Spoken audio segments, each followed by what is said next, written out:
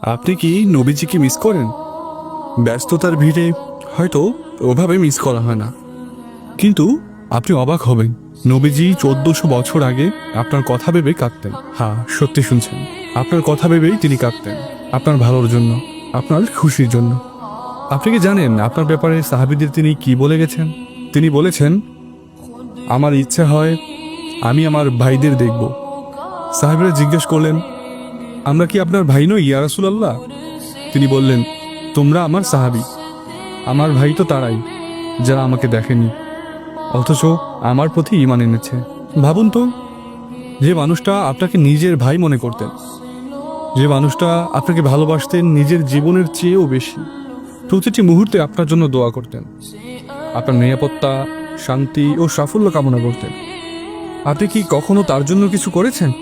কখনো তার চোখের অশ্রু, তার হৃদয়ের ভালোবাসা অনুভব করতে পেরেছেন? অথচ তার ভালোবাসা এত বিশাল ছিল, এত নিঃস্বার্থপূর্ণ ছিল যে আপনার মুক্তির জন্য তিনি নিজের সব কিছু বিসর্জন দিয়েছিলেন। আমি, আপনি হয়তো ব্যস্ততার কারণে তাকে ভুলে থাকি, অথচ হাজারো প্রতিবন্ধকতা ও ঝুঁকির মাঝেও তিনি আপনাকে কখনো বলতেন না, আপনাকে স্মরণ করতেন হৃদয়ের গহীন থেকে। আজও যদি আপনি শুধু এক মুহূর্ত থেমে তার কথা মনে করেন, তার ভালোবাসা অনুভব করেন, আপনি পাবেন সেই শান্তি যা পৃথিবীর কোনো কিছুর সঙ্গে তুলনীয় নয়। আপনার হৃদয়কে স্পর্শ করবে সেই করুণ আর্তনাদ যা 1400 বছর ধরে বয়ে চলছে।